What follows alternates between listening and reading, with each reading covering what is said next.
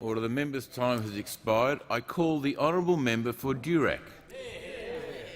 Deputy Speaker, I'm pleased to speak on this matter of public importance so that I can explain to the members opposite just how 6 years of Labor has hindered our economy. To help those same members, I'll also shed some light on the hypocrisy that Australians constantly have to endure when they turn on their television or listen to the radio and have to once again listen to those opposite. Nobody on either side of this House wants job losses to occur. The Coalition understands that industry and business underpin our economy and needs to be supported. But to support industry and business, we need to help them capitalise on investment opportunities and create new jobs.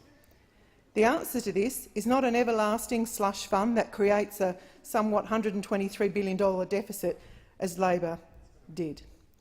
We on this side of the chamber do want a viable automotive industry in Australia, but we expect the car manufacturing industry, like any industry, to be able to stand on its own 2 feet. As the Prime Minister and the Treasurer have already stated, Toyota indicated that this decision was made in the context of changing global environment for the car makers, and there was nothing the government could do to prevent this decision. Deputy Speaker, those opposite may want to sit and point fingers now and forget that under Labor, one manufacturing job was lost every 19 minutes. In the last 2 years, they're 19.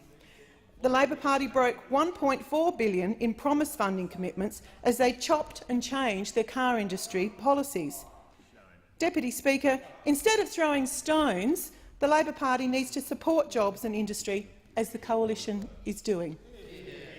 The Coalition has announced considered measures to strengthen Australia's manufacturing future and initiatives to provide targeted support for the regions recently impacted, and these include the establishment of a $100 million growth fund to support economically responsible initiatives in regions facing pressure in their manufacturing regions, and the establishment of a task force, chaired by the Prime Minister, to develop a national industry investment and competitiveness agenda which will focus on our strengths, create jobs and exploit our competitive advantages. It is important that those opposite and all Australians do, however, realise that it is not the role of government to create jobs, but to create the right environment for business and industry to grow. This will encourage economic prosperity, and that's where we create the new job opportunities. Although government, yes, it is the easy target, we know it's not always to blame, and our global economy is changing, and as a result, so must our key industries.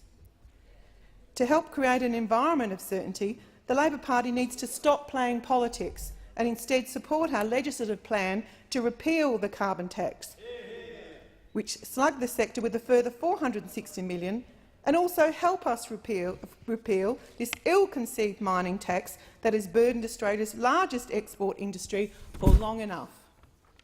The West Australian resources sector generated the largest contribution to GDP of any state resources sector. Sorry, I should have said the West Australian resources sector, at 53% of the national resources industry value, an add of $89 billion in 2011-12. A majority of these resources projects are in my electorate of Durack, and in particular in the Pilbara. It is this industry that the opposition needs to support if they truly believe in saving jobs. Members opposite have, however, already shown over the past 6 years that instead they want to put a drain on this industry, discourage investment and make Australia internationally uncompetitive by adding more regulation in an attempted cash grab. Australian business and industry needs to focus on what we are good at so that we can focus once again, increase domestic and international market confidence and confidence in the hip pocket of everyday Australians.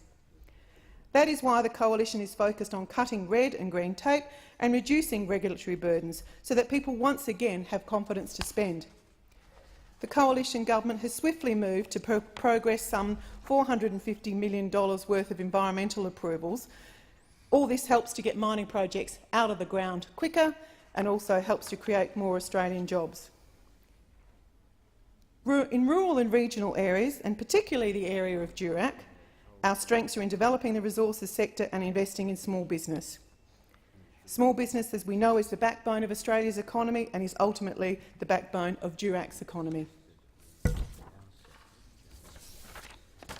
Australia has many strengths, Deputy Speaker, and it is time that those opposite started to support business and industry by helping this government and all Australians to develop and invest in them. Thank you.